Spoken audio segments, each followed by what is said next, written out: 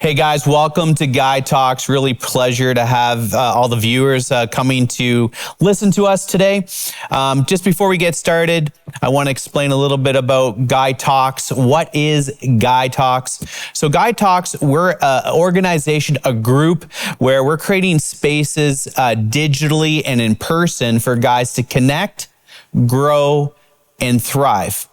And just this past Thursday, we basically every month we do one event. Each event at Guy Talks has three components to it. We have an educational component, which we're going to talk a little bit about that today. We also have impact, that we want to talk about social impact, what we're doing and how we're doing, and also entertainment. So guys can have fun as well as we're gathering together. So that's who Guy Talks. That's who we are. Now, how did this come about? Just a little context. My name is Pierre Pichet. I'm not a counselor or anything along those lines, but I was a guy that was sitting on the bench, decided I wanted to get off the bench because personally, I went through a relationship season. And then in that time, I talked to other guys and they were going through a relationship season themselves, perhaps a work season or a health season. And I recognized that there wasn't a lot of options for guys to reach out into our community and plug into something that was just catering to guys and helping them along their way in their journey. So it was not till later in one of my groups that I was a part of where sadly someone in that group took their lives. They were going through a divorce at the time and the business wasn't going well. And sadly, they decided to take their life. And at that moment, that's when I got super motivated and said, enough's enough. I sat down. I came up with the logo here and the slogan, Connect, Grow, and Thrive. And here we are today. The first event we did, we had over 50 guys. I couldn't believe the turnout. I did a little deeper dive and I want to explain some of the social impacts that we noticed, or I noticed, which was the amount of suicides across Canada is unbelievable. It's highest in men, and in particular per capita, high in interior health, as well as loneliness, addiction, incarceration with men. So men's lives really do matter. And I wanted to take action on that and put this group together. And here we are today. So that's a little bit about myself and the group and what we're doing. This is our first time doing this. So I'm excited to have the guest with us today, David Lee. He's an amazing man. We're going to get into a little bit more about who he is. But this past Thursday, we met at Rustic Reel. So I want to give a shout out to some of our sponsors. So Rustic Reel was a very important venue, and Susie and her team really helped us, provide the space. We also had John Cott from the Cott Auto Group. They own various dealerships around town, Hyundai and Genesis and many others to just a few examples. Also McDermott's is a key support, and also Meal Prep for You. Morgan over at Meal Prep for You was phenomenal. So yeah, we're here to first give that gratitude and thanks to the community and those businesses. But more importantly, we're going to dive into our educational moment for this month, which was about self-defense. So if you don't know how to defend yourself was the theme, you're at the mercy of the person who does. So we're here with David Lee, and we're going to talk a little bit about his business, and we're going to talk about how to go about defending ourselves. So David, maybe share a little bit about your business, maybe your story, give people a little context of who you are and context about this whole thing about defending yourself. So thanks for having me on here, Pierre. Pleasure. First and foremost. But so I was invited out to Guys Talk on Thursday. Had a really nice time talking to, it looked to be about 50 men that had come to support it. And, basically my story is I saw the very first UFC back in 1993. And I was an avid martial artist at the time. Was just absolutely obsessed with anything martial artsy. I grew up in a situation where I moved around a lot. So I got to meet friends very quickly, but I also got to meet all the bullies very quickly, being the new guy. Yeah. And so I got, it didn't take long before I got tired of being afraid all the time.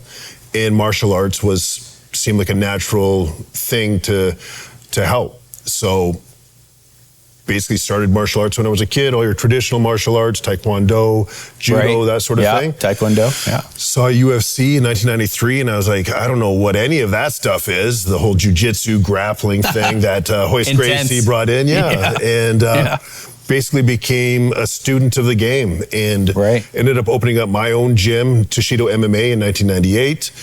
I did it just to attract like-minded martial artists like myself. It was really just so that I had people that I could train with. But shortly thereafter, it became pretty clear that I was a good instructor as well. I was good at learning techniques and then sharing them with others. And so very quickly I started creating this stable of fighters that went on to become some of the best fighters on the planet. And we've put more athletes into the UFC than any other gym in Canada, except for TriStar in Montreal. Of course, yeah. And so, we've created quite a legacy. It's been 26 years in Kelowna.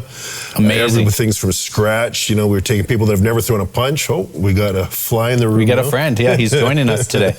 But yeah, we'll take guys that have never thrown a punch and have taken them to the highest levels of the sport. So that's sort of my story, you know, with Toshido MMA. But what a lot of people don't realize, for me anyways, was having the athletes in the UFC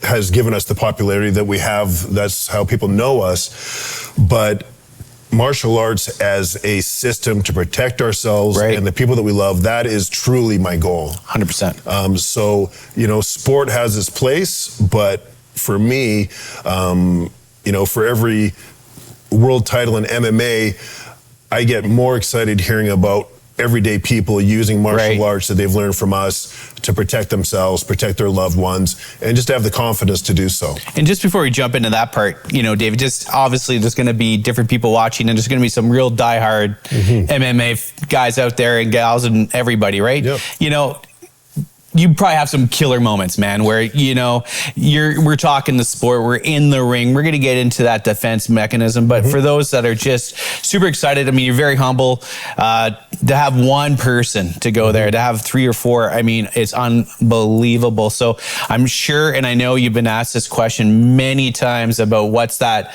fight that you remember, that you're proud of being that coach and trainer and watching your fighter get something amazingly accomplished. Maybe just share that one story, then we'll move into that sort of defense side of the talk today. Sure. I mean, we've had fighters compete from southern Brazil right to northern Russia, and every single one has a story. Every experience has been unique, but you know, there is one story. I mean, honestly, there's a couple that really hit home. But Rory McDonald's debut with the UFC in West Virginia was just a massive moment for Rory, obviously, but for myself as a coach, for Toshido MMA, and for Kelowna. It really put us on the map, man. It put us on the map. You know, I was saying on Thursday night, I was saying we knew we made it when the UFC game came out from EA Sports for Xbox. Unbelievable. Yeah, and in the build a fighter part of the game. Unreal. You know, usually you get to pick your city, where you're from, the fighter, the name, whatever. And for if you wanted to pick a fighter for Canada, the city that you got to pick was Kelowna. Unreal. Of all That's the places, super cool, man. You know, not Toronto, not Montreal, like it was Kelowna. So, you know, and at that time we had about 150,000 people here. We had one person in the UFC ever from the area, and that was our guy Rory. So that was a very exciting moment. For fighting, Brazil was massive. You know, it's the home place of jiu-jitsu, or Brazilian jiu-jitsu, our style of jiu-jitsu. And I had Matt Dwyer, who's a local boy here as well. He's a Rutland senior secondary graduate. And when we went to Brazil, you know, we were in this country. It's a very passionate country. And I remember we were walking out into this arena, 20,000 people live, and you could hear the crowd chanting this Portuguese statement over and over again. And I don't speak Portuguese, so it was lost on me. You're like, they're excited about something. Yeah, very excited. And then one of the one of our Brazilian colleagues, he's like, "Oh, they're chanting, you're going to die," as we were like, walking to the cage. That's nice. That's friendly. You know, and I remember whispering to Matt Dwyer at the time. I remember saying, just go out there and perform, and that crowd will be cheering for you by the end, which is exactly what happened. He ended up having a incredibly rare knockout victory called a Superman punch knockout. Awesome, Superman punch. Yeah, and they thought at that time it was the first in UFC history. It was actually the second. Right. Obviously caught their attention. But I mean, it was in the top 10 knockouts of the year. He won the $50,000 performance bonus. I got to interrupt for a second. We need a Miyagi moment, right? Where's our chopsticks? We got our star fly. We need our Miyagi moment here. Anyway, sure. sorry to get back. So, okay. So anyways, and of course the crowd being, a fight fan crowd, they loved it, right? Yeah. They loved it. And as I had said before, geez, this fly is relentless. I know. Yeah. He's the Miyagi spirit is with us. Yeah. The crowd went nuts. Yeah. And they were on Matt's side, and it was an incredible moment, awesome. to come out of that and have such a special experience with somebody. Thanks for sharing. So let's jump into it. So we had this moment on Thursday. You got 50 plus guys looking at you, and we're trying to figure out like what is this whole thing with defense. And I know that this, like, I loved it. Like, one thing I remember you doing is this has a different message than this, and the audience is not always the person in front of you. It's everyone with their phones. It's like, there's a level of understanding and knowledge that grew in that room for the guys' awareness of there's many layers to what needs to be running through someone's mind, and if you don't think about those or exercise or like anything, practice makes perfect, that you might run into issues or problems that you never thought you would. Why don't you walk us through some of that, like the steps, how we should think about this in our practical lives? Obviously, we'd never wish on this or anything, but maybe just walk us through that. Well, as somebody who is in a position where it looks like they're going to have to defend themselves, right? You really have two major things that you have to keep in mind. Whether you want to look at it as two opponents is really up to you. But at the end of the day, you have two things that can cause tremendous grief and hardship for you. One is the attacker. Of course. The person coming to hurt you or hurt the ones that you love. And then the second one is our legal system in Canada. Of course, yeah. Which is unfortunately quite protective of the perpetrators, of the criminals. I mean, we have a system in Canada now with a revolving door. You see it every day in the news now. Right. And you start to see things like where people have done what I think anybody would do in certain situations, like that gentleman we talked about. Yeah, hot in the news right now. Yeah, it's very hot in the news. You have this gentleman in Ontario, wakes up at 3 a.m. with a criminal in his house. Yeah, scary stuff. Armed with a deadly weapon. He was armed with a crossbow. That's pretty. Something happened in where this homeowner woke up, used a knife to defend himself against this perpetrator, and now he is getting, in some cases, even more drastic charges than the person who broke in with a deadly weapon, right? And I never thought about that going into it, right? Well, right? And so this is a man waking up with a dangerous criminal in his house. He has no idea what this person's goals are. Right. Yeah. Does what I think anybody should do in that situation and protect themselves with whatever they needed to do to protect themselves, and is now facing losing his freedom. Yeah. And I strongly believe that this will be dismissed, as it should be. Yeah.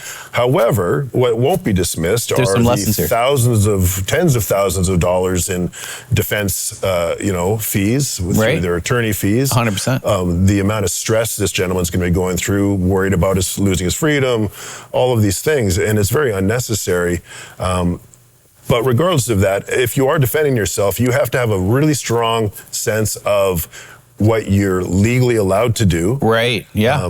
And currently in Canada, that's quite subjective. Right. The way that the law is written. Yeah. It talks about, using a reasonable response, but what is a reasonable response is different from person to person, isn't it? Right. So I think what's happening now is, and I think you're going to see in Canada, there's going to be a little bit more direct language in the criminal code on what you're allowed to do to protect yourself. In the U.S., they have the castle laws, which might be a little too extreme for Canada. Got to find that balance. Yeah, we need to find that balance, right? Shooting somebody on your lawn because they're on your lawn might not be the way to go, but certainly being arrested for removing somebody who's trying to hurt you from your home, I think, and then bringing criminal charges to you, I think is insanely the other direction. Totally. Right. So let's do a play-by-play. So that's a great example of what's in the news and everything like that. So how would one, hypothetically bringing us through some hypothetical situation, keeping all those things in mind, what would be a reasonable approach or protocol to take for one to sort of walk through it to the best of their ability? Obviously, there's that subjectivity, but hey, we're going to go in. You got to think about the emotions that hit you. Like there's a little bit of a mindset preparation. Obviously, people can learn that by going to your dojo, to Shido here in Kelowna. So walk us through a hypothetical. Like what would be a step-by-step sort of protocol? Well, this is funny because we teach our 4-year-olds this in our program, and so this is whether you're, like a family man like yourself, or you're a 4-year-old, making their, bullies, heading towards, kindergarten. Yeah. But, any intense industry or like military, RCMP, fire department, any that's a high emotional environments that they have to work within, and self-defense would certainly fit into that as well. It's really important to have systems in place. You don't want to have to try to think clearly and guide yourself through good decision making when you're in the fire.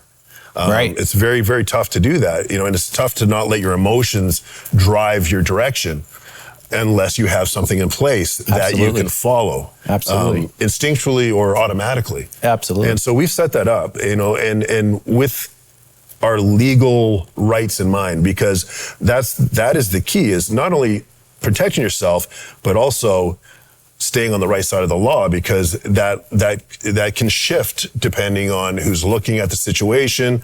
And, and so you want to make sure that you've stacked everything so that you can protect yourself safely, but also morally and legally as well. 100%. So for us, we have the system. If somebody's being aggressive towards you, we use our words, right? We de-escalate. Right. Start with words. Yeah. And that's not only for the de-escalation with your perpetrator, but it's also for people on their phones, people watching, eyewitnesses, so that they can say, look, no, that guy was trying to de-escalate. That guy was saying, I don't have a problem, leave me alone. Right, that's right. We need to have it's that other audience that's watching. It is, and everybody's got cameras now. Oh, everybody, right? Nothing's private. Right, and so it's your eyewitnesses are often video evidence, right? And so it's very important that you set the tone of what's about to happen.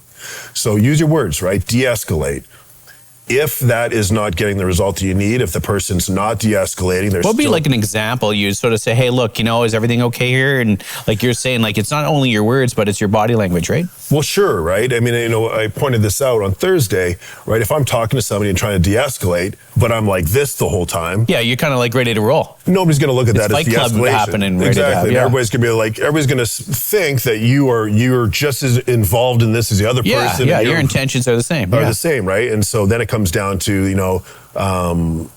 there's really no victims there, right? Right. And so, having your hands like this, saying, look, I don't have a problem, leave me alone. Right. My hands are still in the same place. Totally I can different still message. do the same things if I needed to. Yeah. But the message is different. And, and the body language is different. Totally different, yeah. And so if, you see a guy on film doing this and hopping around. Yeah, you're like, you see a guy going like this. There's a fight going to happen. It's very inevitable. clear that my intentions are to de-escalate and not fight. Right.